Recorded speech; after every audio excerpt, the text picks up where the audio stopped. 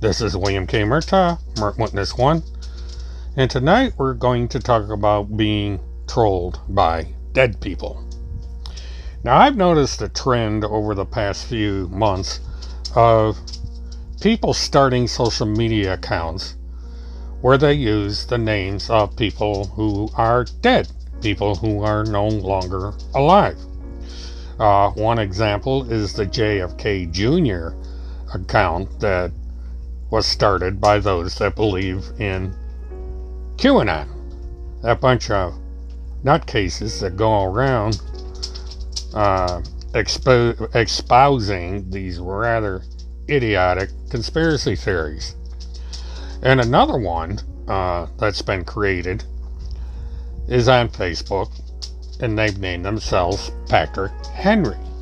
Now, Patrick Henry's been dead since 1799, and apparently whoever the morons are behind this particular account have not read up on the history of Patrick Henry. For I don't think Patrick Henry would have allowed his name to be used in this manner. And so what is this Patrick Henry I'm facing trolling me with? Well, the latest one, as you see here, is a link to a blog by the person who used to be the absolute nuttiest person on social media. This fruitcake would go around and just make stuff up about people, and he finally got himself booted off of YouTube, and apparently he must have got himself booted off Facebook, for he has stopped using his Facebook account, and someone is creating the Patrick Henry account. Now, why do I say someone? Well, you see, it would be easy to say that the person behind the Patrick Henry account is the person who stopped using his Facebook account under his legal name. The problem with that is there's no way to prove it. He has not come out and said, I am the one using the Patrick account. I had to do it because of this, that, or the other thing. And additionally, this particular individual has vanished from social media altogether. There's nothing on YouTube, there's nothing on Facebook, there's nothing on BitChute, or BitChute. Yeah, maybe they ought to call it BitChute. But anyway, there's no one on BitChute with this particular name. And he is, of course, not on Twitter. Instead, he is a dead guy named Patrick Henry. Now, this is an obvious troll, and it's an obvious ploy, because by using the name of a dead guy, who was one of our founding fathers, by the way, it's that much more difficult to track down and prove that this person is behind these outrageous claims that are being put on the internet. I still am scratching my head trying to figure out where this person thinks there have been any false reports to the FBI,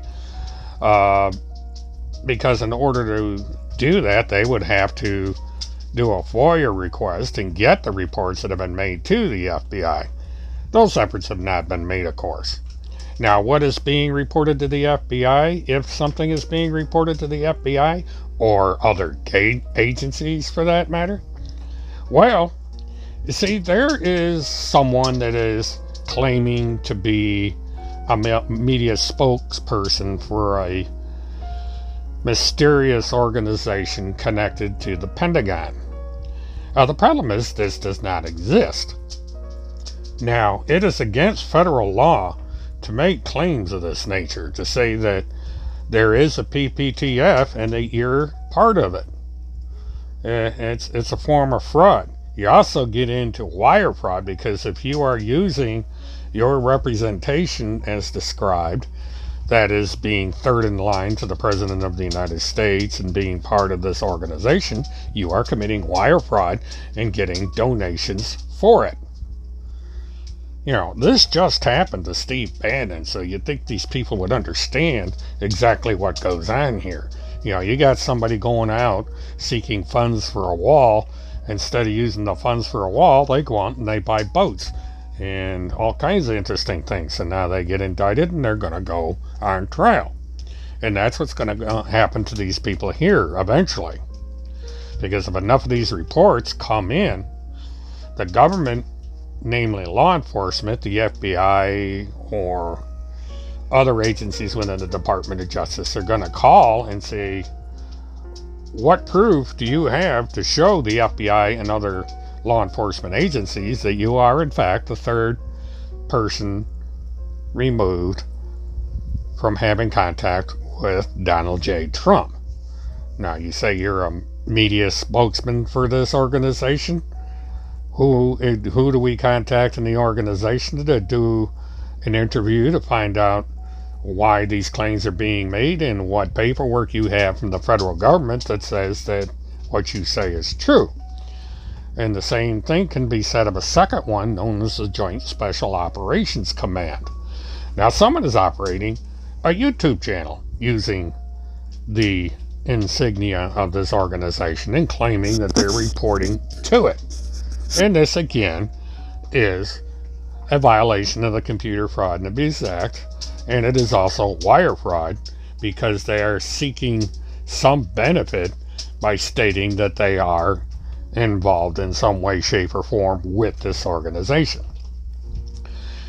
Now, one person that is part of this Pentagon organization regularly comes into my YouTube channel and gets into all sorts of defamatory comments and so on and so forth. And that apparently is someone affiliated with this Patrick Henry account, either by support or other association. And they are also claiming to be affiliated with this Pentagon government agency, which does not exist. So you got all these people running around and breaking the law. The problem is, for whatever reason, the social media companies like Facebook, Twitter, YouTube, and so forth don't seem to be able to do anything about it.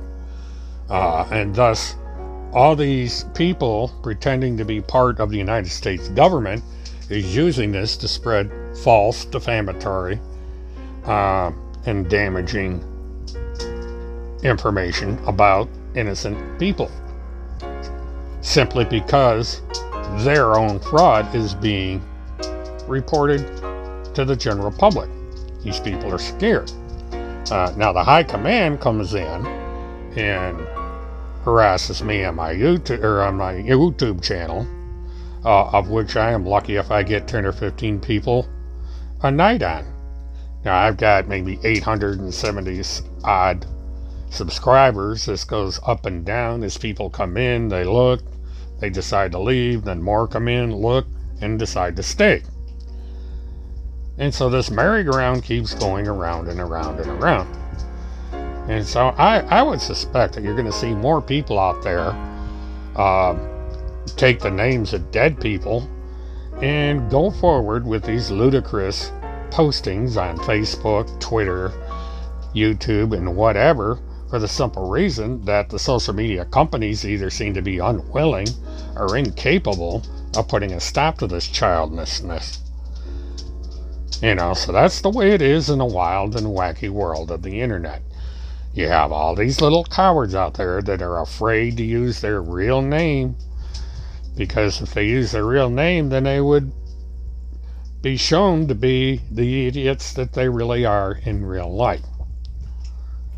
What the hell? It's entertaining. It gives me something to make a video about, and so the games continue. Please like and subscribe to my channel. Hit the notification bell to be informed of more idiocy such as this, and also the change in format that is coming forward to my YouTube channel. This is William K. Murtaugh, Mert Witness 1. Have a good one.